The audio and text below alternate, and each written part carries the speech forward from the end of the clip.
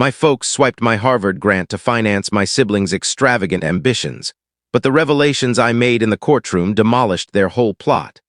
I'm a 25-year-old guy working as a programmer in Austin, earning a decent salary. I recently purchased my initial home, a 2-bedroom condo, but it's all mine. No housemates, no property owners, no hassle. I'd been working tirelessly for 3 years, living frugally to accumulate that initial payment. So I'm lounging on my sofa munching on Asian delivery when the doorbell chimes. A legal messenger delivers a packet that's set to spoil my week. Ian Davis. He inquires, "You've been notified." Great opener, man. I acknowledge receipt, assuming it's likely some neighborhood association trivia. I rip it apart and my mind freezes. Lawsuit for compensation. Robert and Nancy Davis against Ian Davis. My biological parents are taking me to court for $67,847, plus accrued interest, legal costs, and compensation for psychological harm. The paperwork alleges I deceitfully secured Parent Plus loans for university and have been unfairly profited at their cost. It requires prompt reimbursement of all funds they allocated to my schooling, warns of seizing my salary, and provides me 20 days to reply or they'll claim my residence. I scan it twice, convinced it's an error. My parents never referenced taking out loans for school. They claim they were assisting and that I shouldn't fret over the monetary specifics since relatives support one another. But here's the twist. Included in the suit is a detailed breakdown of each term's costs dating back to 2018.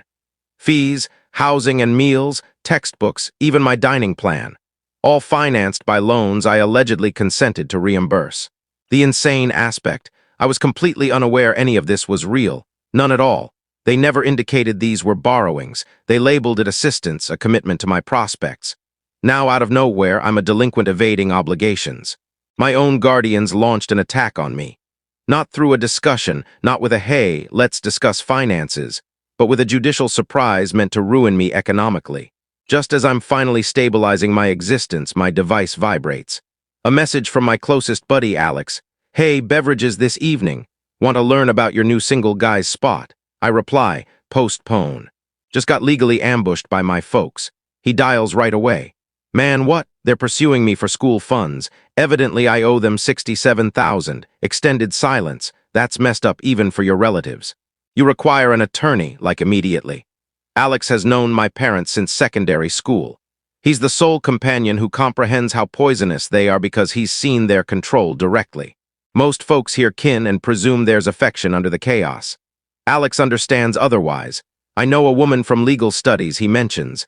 "Caroline, she's fierce and owes me one. I'll contact her." 20 minutes later, Caroline messages me. Alex explained, "This reeks of blackmail. Can you come tomorrow at 2?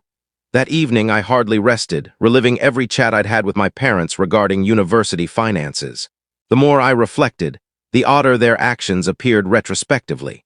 Like how they always shifted topics when I attempted to express gratitude for their efforts or became protective whenever I suggested possibly reimbursing them eventually. At the moment, I believed they were simply kind guardians. Now I pondered if they were concealing their actions. By dawn, I had one definite idea: if they desire conflict, they'll receive it. But initially, I needed to uncover what truly occurred 7 years prior. To grasp how thoroughly I was deceived, you must learn about Harvard. When I was 18, admission to Harvard wasn't merely a goal, it was my whole persona. I was the youth who learned rather than socialized, practiced standardized tests for enjoyment, and composed admission statements like my existence relied on it. My scores were strong: 1540 SAT, 4.0 average, reasonable activities outside class. Nothing extraordinary, but sufficient for a chance. I submitted early action because Harvard was the sole institution that counted for me. The approval notice arrived on a Friday afternoon in mid-December 2017. I'm in advanced chemistry when my phone alerts with the update. I spot "Congratulations" from Harvard University and almost freak out right there in the laboratory. I rush home after classes, nearly breaking the entrance. "Mom, Dad, I was accepted to Harvard." Their response was strange. My mother, Nancy, scarcely glanced up from her computer, where she was likely sharing indirect critical social media notes about her acquaintance's offspring. "Oh, that's pleasant, dear," she stated. My father, Robert, was in his personal workspace, encircled by economic papers. He removed his eyeglasses and massaged his forehead, his typical gesture when he's preparing to share unfortunate news. "Well, child," he remarked, "that's definitely an accomplishment, but we must have a practical dialogue about finances." That's when they positioned me for what they termed a reality check. Dad retrieved his calculator and began computing figures. But here's where it becomes suspicious. He inflated every conceivable cost. Fees, lodging and food, medical coverage, transportation expenses, contingency reserve materials, even washing funds. "Look, Ian," Mom commented, adopting her worried guardian tone. "Harvard is fantastic, a true privilege, but your assistance bundle only addresses about 60% of the overall expenses. There's still a considerable shortfall. 60%, that figure lingered with me for years." Dad proceeded, "We just can't manage that sort of liability. Our borrowing history isn't strong enough for such large sums, and we don't wish to burden you with repayments that'll pursue you for years." What I didn't comprehend then was that they had already reviewed the assistance files. They knew precisely what I was eligible for, to the cent, but they remained there with composed expressions, fabricating an economic emergency to influence an 18-year-old youth who relied on them totally. The influence intensified. Moreover, Mom included, Harvard is packed with wealthy youths who have had every benefit. You'll simply feel misplaced. Public university will offer you an opportunity to be prominent in a modest setting. Then arrived the option, State University of Texas, excellent technical curriculum. I could reside at home to conserve funds and they'd assist with minor costs. "We'll handle it as a unit," Dad declared. My Harvard aspirations ended right there at the dining area. Worse than the letdown was the embarrassment. I felt like I'd faltered by not securing sufficient support, placing my parents in an unfeasible economic spot. "All right," I murmured, "UT is okay, but hold on, it improves." When I was a second year at UT, one complete year into my program, my elder sibling Brandon, who just managed to finish high school with a 2.8 average, declared he was beginning at some upscale private commerce institution in Colorado. Complete fees, housing, and meals, the full package. "How are we managing this?" I questioned, truly puzzled. I believed funds were limited. Dad expanded his torso like he'd just sealed the transaction of the era. "Your mom and I have enhanced our economic status greatly. We chose to commit to Brandon's prospects. He's got genuine business talent. Occasionally, you must accept measured chances. I'm there pondering, wait, 1 year back you couldn't cover my Harvard costs, but now you can spend $40,000 annually on Mr. Average Student." Brandon grinned at me over the meal table. "Not everybody's suited for elite schools, little brother. Commerce education is where the actual wealth lies." This, from a person who once inquired if Alaska was a territory or a nation. The following 3 years were a lesson in sensing like a lower-tier member in my own household. I'm struggling through my leftover period at UT Engineering, staying at home, employed part-time at an electronics store to aid with costs. Meanwhile, Brandon's uploading social media tailies from winter sports outings and group gatherings, enjoying his ideal existence on my parents' funds. Every family meal turned into a Brandon showcase. "Did you view Brandon's update from vacation?" Mom would rave. "He's connecting with some highly accomplished individuals." Meanwhile, I'm attempting to learn physics principles while Dad views television at maximum volume in the adjacent space. But evidently, I'm the one who should appreciate their aid. I completed UT with distinction in 2022, secured a reliable position, and relocated the day after my rental was confirmed. I was finished being their inferior child, but obviously I was never truly finished. That legal action demonstrated they'd been tracking the tally all along, just awaiting the perfect time to demand. Encountering Caroline was like deploying heavy artillery to a blade confrontation. She's this straightforward attorney who appears capable of unraveling someone's whole life before midday and still fitting in a fitness session. We convened at a cafe in the city center. I passed the legal papers across the surface, feeling like I was confessing my kin belonged on a sensational talk show. Caroline examined it once, then again more deliberately, her demeanor changing from courteous curiosity to aggressive concentration. "Parent plus borrowings," she stated eventually. "Here's the deal legally, those borrowings are the borrower's duty, which is your guardian's. They can't simply litigate you for reimbursement unless there's a documented pact showing you clearly vowed to repay them. Even then, they'd need to demonstrate unfair gain or some type of deceit on your side." She reclined in her seat, appearing nearly entertained. "Ian, this legal claim lacks any valid foundation. Parent plus borrowings are the guardian's accountability. End of story. The reality that they're pursuing you indicates they're either in dire need or receiving awful legal counsel. But I was unaware, I persisted. They never referenced borrowings. They said they were supporting. Ian, guardians don't typically surprise their offspring with groundless legal actions unless they're in distress. Either they're confronting an economic disaster or there's another issue here. She halted, striking her writing tool against her notepad. Inform me about your university assistants, all you recall. I guided her through the entire tale, Harvard approval, dining room discussion, their assertions about limited support, Brandon's enigmatic commerce school financing. When I concluded, Caroline gazed at me for an extended period. I must inquire something crucial. Did you ever personally view your Harvard assistance papers, the formal notice from the institution? That inquiry struck me like a blow. I parted my lips to respond, then recognized I couldn't. A recollection emerged. My parents clustered over my device, examining the approval message collectively while I was too thrilled to concentrate on particulars. No, I conceded. They managed all the economic matters. I simply trusted them.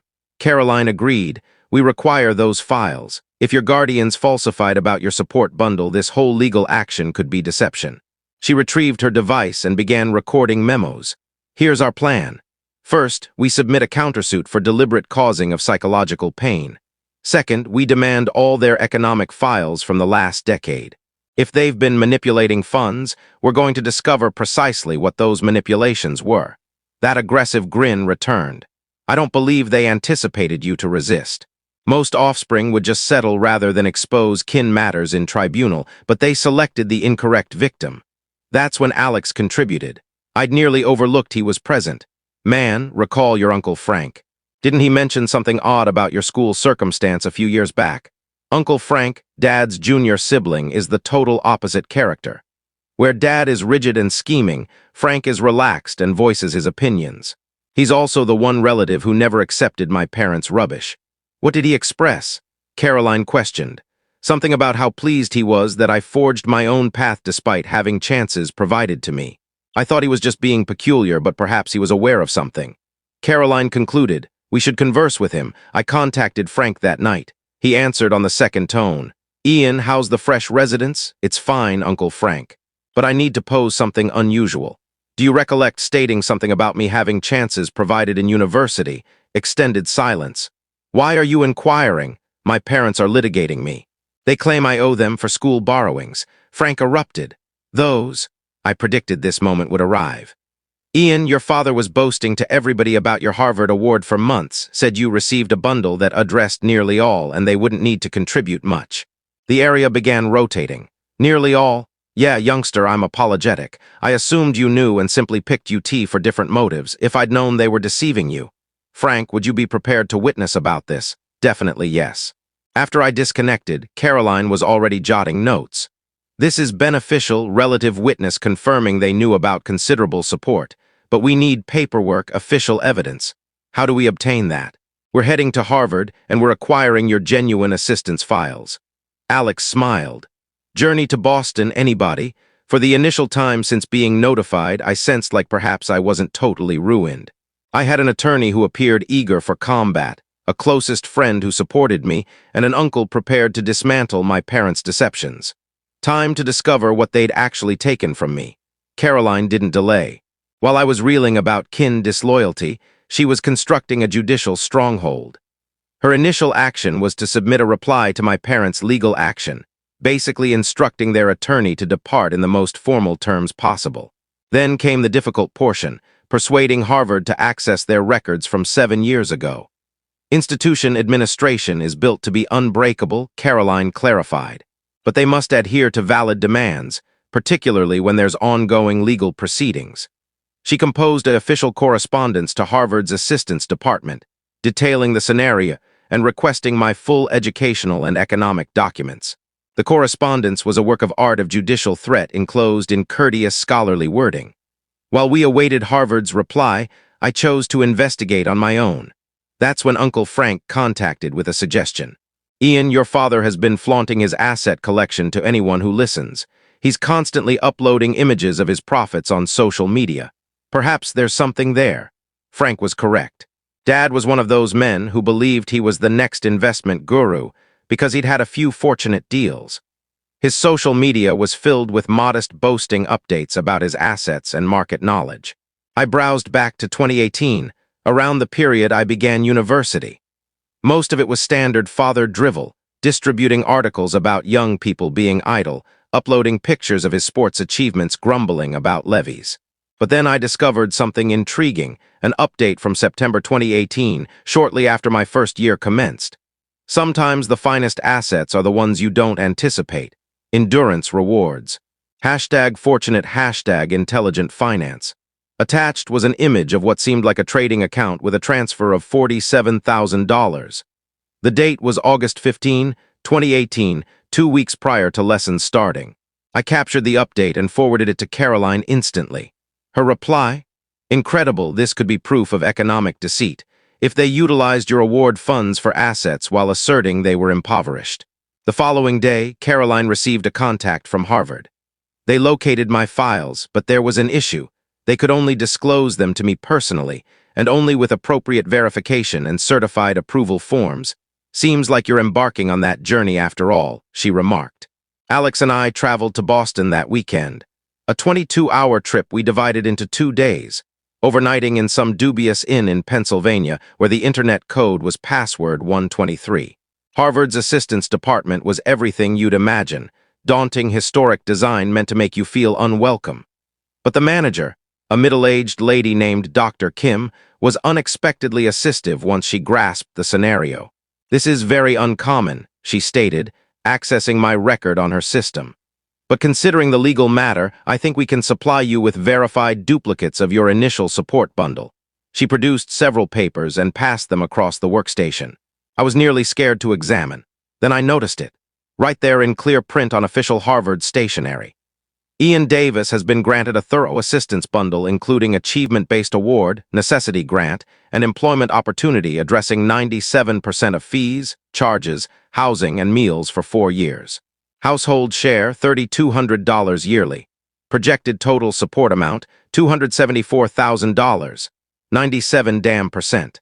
My household share was intended to be $3,000 annually, less than what I was expending on books and fuel at UT. Gazed at the paper, my limbs trembling. Alex glanced over my arm and exhaled sharply. Man, they didn't merely deceive you, they took your whole destiny. Dr. Kim observed my response with clear compassion. I'm sorry, Mr. Davis, I can tell this is tough information. They informed me it was only 60%, I succeeded in saying. They said we couldn't manage the remainder. Your support bundle was exceptionally liberal. You should have finished with negligible debt, maybe $12,000 overall for 4 years.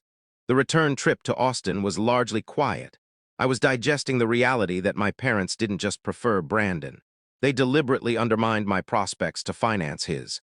They took $250,000 in possibilities from me and then had the nerve to litigate me for funds they never allocated. But more than rage, I experienced comfort. I finally had evidence. I finally had weapons. Caroline was awaiting us when we returned, and her grin when she viewed the Harvard papers was thoroughly aggressive. Ian, she remarked, we're not just going to defeat this legal action, we're going to ruin them. Equipped with the Harvard files, Caroline moved into complete battle strategy. But my parents' attorney wasn't surrendering without resistance. When we submitted the award proof, they responded with a reply that was pure judicial acrobatics. Their fresh narrative, they never observed the award alert, it must have been filtered as junk. They operated on partial data and made the optimal choice they could with what they understood. Even if I had obtained substantial support, they still offered extra aid that I was ethically required to reimburse. It's rubbish, Caroline stated, reviewing their reply, but it's judicially feasible. They're asserting unawareness and sincerity. We need to verify they knew about the award and intentionally concealed it. That's when I recalled something from my adolescent period. My mother, Nancy, was fixated on this digital guardian community called College Achievement Group. She devoted hours each evening uploading guidance, distributing tailies about our household, and generally modest boasting about being the ideal mom. She had this alias I informed Caroline and Alex, something like devoted mother or similar. She was always uploading about school preparation and household successes. If she uploaded about your Harvard approval, Caroline remarked, and referenced knowing about the award. That's our definitive proof. Locating updates from 7 years ago was the obstacle. The archive system I suggested. Web records. If the community is still active, there might be stored versions of old updates. We spent the subsequent 3 days searching through stored community pages. Caroline recruited an assistant who focused on electronic investigations. We explored every potential variation of my mother's alias across numerous school guardian communities. Finally, we struck treasure. On a community named Premier School Guardians, user accomplished Mom Nancy had created dozens of updates between 2017 and 2019, hidden in a discussion titled, "When Existence Provides Sudden Rewards." We discovered it, uploaded April 15, 2018. Well, this is a nice shock. My junior got into Harvard with a fantastic support bundle, 97% addressed between achievement and necessity grants. But frankly, we're directing him towards public institution instead. Occasionally, as guardians, we have to make difficult economic choices for the entire household. My senior will require our backing in a few years, and we can't divide our assets. The junior is intelligent enough to thrive anywhere, so why not preserve the chance for when it can advantage everybody? Plus, public school will maintain him modest and near home. Victory all around. I reviewed the update 3 times before the terms absorbed. She had flaunted about it. My own mom had documented the offense online for arbitrary outsiders to view. I couldn't comprehend the foolishness. She uploaded about concealing your award to finance Brandon. Alex remarked, reviewing over my arm, and termed it a difficult economic choice for the entire household. Caroline was already producing verified duplicates of the record page. This is it. This is the fatal strike.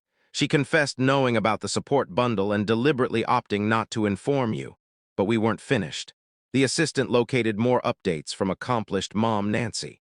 Turns out, my mother had an entire digital identity constructed around being the sacrificial mom who made concessions for her kin. Another update from July 2018. News on my school scenario. Junior is performing excellently at public institution, and we're readying for senior to commence Commerce College next year. Occasionally, you have to strategize long-term. The funds we're conserving on the junior's schooling will assist us back his siblings' connection chances. Both lads will appreciate us later. The update contained particular details about their asset approach, taking the funds they would have added to Harvard and placing it into rapid growth prospects that would benefit the whole household enduringly. She was actually portraying economic deceit as excellent guardianship. Another update from December 2020. Individuals inquire how we manage private institution for our senior while the junior completed public institution. Basic asset distribution. Why squander a fantastic support bundle when you can commit that funds to the offspring who needs it most? Wise guardianship, kin primary. There was even an update where she replied to another guardian's query about concealing economic data from offspring. Occasionally, safeguarding your offspring means making choices they won't grasp until they're mature. We didn't inform our junior about his complete support bundle because we knew he'd feel responsible about us utilizing that chance to assist his sibling instead. Offspring don't need that load. Each update was another spike in their grave. She hadn't just concealed my award. She'd been pleased with it while deceiving me directly. We have sufficient to request penalties against their attorney, Caroline remarked. This isn't merely a kin disagreement anymore. This is recorded deceit, and here's the surprise. Since they utilized national assistance under false claims, this activated national deceit laws. That night my device rang, Uncle Frank. Ian, I've been reflecting on this scenario, and there's something else you should be aware. Your father approached me about 2 years back requesting to borrow funds, said they'd made some poor assets and were in a bind. What type of assets? He wouldn't specify precisely, but he referenced something about digital currency and some technology shares that didn't succeed. Forfeited a substantial sum, he said. I didn't provide him the funds because I thought it was wagering liability. Another fragment of the mystery fell into place. They hadn't just taken my funds, they'd risked it away. The legal action wasn't about values or kin duty. It was a frantic effort to reclaim their deficits. Frank, would you witness about this dialogue? Certainly. It's time someone made them responsible. I disconnected and glanced at Alex and Caroline. They forfeited the funds. That's why they're litigating me now. They employed my award funds for assets, lost it all. And now they want me to reimburse them for their wagering liabilities. Caroline grinned. Ian, we're not just going to triumph in this case. We're going to make them notorious, and not in a positive manner. The hearing date eventually came after months of judicial tactics. Caroline had me rehearse statements until I could narrate my tale unconsciously. Alex maintained my sanity by delivering beverages and meals to planning meetings, typically with some ironic remarks about my parents' attorney. "This fellow Johnson appears like a second-hand vehicle dealer," Alex remarked, browsing through the firm's site. $5 says he attempts to portray you as a thankless young adult who doesn't comprehend kin principles. He wasn't incorrect. The tribunal was compact but crowded. News had spread about the matter, and regional media had covered the tale with titles like "Guardians litigate offspring over school expenses and kin conflict heads to tribunal." I noticed a few journalists in the audience, which made me anxious until Caroline reminded me that exposure would only aid our matter. My parents were attired like they were at a burial, mother in somber dark, father in his finest attire, both performing their sorrowful guardian's act. Brandon was present too, appearing like he'd prefer to be elsewhere. Johnson's introductory remarks were pure control. He depicted my parents as selfless victims who had given up everything for their unappreciative offspring, employing terms like kin responsibility, ethical obligation, and fundamental decency. "Robert and Nancy Davis are decent folks," he declared, pointing toward my parents. "They did what any affectionate guardians would do. They placed their offspring's prospects before their own economic safety.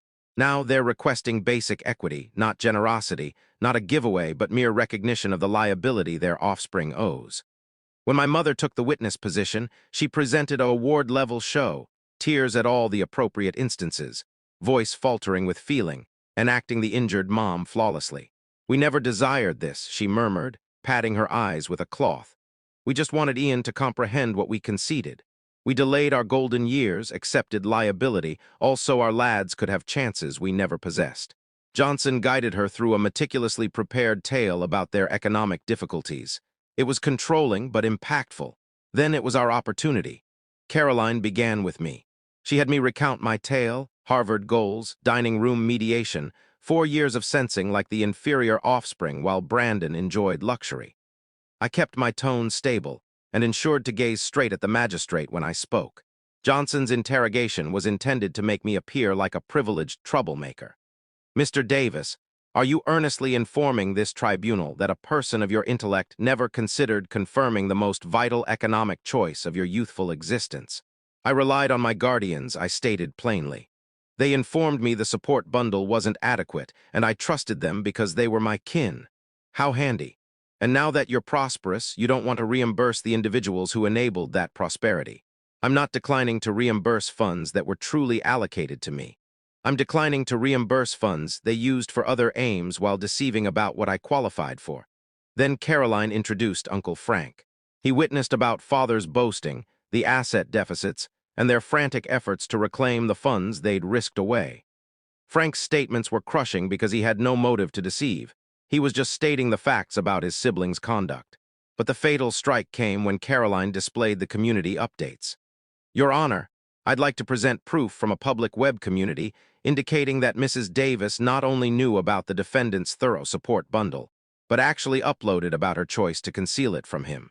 A big display activated, showing the stored community updates. Caroline recited them loudly, her tone slicing through the tribunal like a knife. "My junior got into Harvard with a fantastic support bundle, 97% addressed between achievement and necessity support, but frankly, we're directing him toward public school instead." I observed my mom's expression lose color. Dad gave her a glance of absolute anger. Evidently, he hadn't known about her digital boasting. "Mrs. Davis," Caroline proceeded, "can you clarify to this tribunal why you uploaded about concealing a nearly complete scholarship from your offspring, while concurrently asserting you were unaware of its presence?" Mom's tone elevated in alarm. "No, I never uploaded this. It's fabricated. He owes us." Additionally, Caroline remarked, retrieving the economic papers, "We have proof that the plaintiffs employed funds from Mr. Davis's award for risky assets that led to major deficits. This legal action isn't about kin responsibility. It's about compelling their offspring to cover their wagering liabilities." The tribunal was utterly quiet. Even the journalists ceased noting. Caroline activated another display showing Dad's social media updates about his asset profits, compared with the schedule of my university funds. The trend was indisputable. Every significant transfer aligned with a term at UT that should have been covered by Harvard support. The hearing was concluded. The community updates had obliterated their entire matter, but the ultimate blast came from an unforeseen origin. Brandon abruptly rose in the audience. "This is crazy," he yelled. "I warned them this would rebound." "Look, Ian, I knew about the Harvard matter all right, but what was I supposed to do, reject free funds? They made their decision. I made mine." The officer advanced toward him, but Brandon continued speaking. "You think I wanted to participate in this? They warned to disconnect me entirely if I didn't support them. But I'm not heading to jail for their foolishness." It wasn't a regret. It was Brandon tossing them under the vehicle to protect himself. But it was an admission that ruined any leftover trustworthiness my parents possessed. The magistrate's decision was rapid and severe. Not only did he reject their legal action, but he forwarded the matter to the state prosecutor for examination of consumer deceit and to the tax authority for evasion. "This tribunal," he remarked, his tone icy with revulsion, "will not be utilized as a tool for kin blackmail." The plaintiff's behavior signifies an especially harsh form of psychological and economic mistreatment. As we departed the courthouse, my parents were lingering in the corridor, the disguises finally removed. "You've ruined everything," Dad whispered harshly. "Are you satisfied now?" "We provided you everything," Mom added, her tone filled with poison. "You owe us." For the first time in my existence, I gazed at them without dread, without remorse, without the frantic need for their endorsement. "You didn't provide me everything," I stated composedly. "You took it, and now everyone is aware." Then I departed, accompanied by Alex and Caroline, leaving my previous kin to confront the results of their own avarice. 6 months following the hearing, I'm relaxing on my rear terrace with Alex and a pair of beverages, observing the dusk over Austin. My device alerts with a message from Caroline. "Thought you'd want to view this." Attached is a news piece with the title "Regional Pair Confronts National Accusations in University Deceit Plot." The piece is wonderful. It outlines how my parents were charged on several counts, including electronic deceit, tax avoidance, and plotting. The tax probe revealed years of economic offenses, not just the award funds, but false returns, undeclared asset revenue, and about a dozen other matters that were set to make their lives very costly. The national accusations arose because they deceived the government's assistance framework. When you obtain federal support, you're obligated to disclose accurate economic data. By employing my support bundle for individual assets while falsifying about our household's true economic condition, they'd committed national deceit. "Man," Alex says, reviewing over my arm, "they're facing real incarceration." The unlawful accusations were merely the start. The non-criminal results were even more satisfying. Recall those assets Dad flaunted digitally. Turns out he'd been employing my award funds for risky digital money dealing and low-value shares. Not only had they forfeited most of it, but they'd neglected to disclose the profits to the tax body. The levy fine alone was 6 digits. The piece included statements from their past residents, describing how the Davis household had always appeared to exist above their resources: costly vehicles, regular trips, luxury attire, all financed by funds they'd taken from their own offspring's prospects. They had to dispose of the residence, the identical residence where they'd deceived me directly about my prospects. Brandon got evicted from his place because they couldn't manage to assist him anymore. Last I learned, he was residing in some dilapidated unit and employed at a vehicle sales, attempting to restore his borrowing history after being linked to their deceit case. But the true fairness was communal. Recall how my mother adored her digital identity as the flawless guardian. Well, the regional news highlighted her community updates. Images of accomplished mom Nancy boasting about concealing her offspring's award were distributed thousands of times across online platforms. Her religious acquaintances, her reading group, her exercise class. Everyone in their communal network now knew precisely what kind of individuals Robert and Nancy Davis truly were. The household that had constructed their image on seeming prosperous and compassionate was revealed as deceivers who'd taken from their own offspring.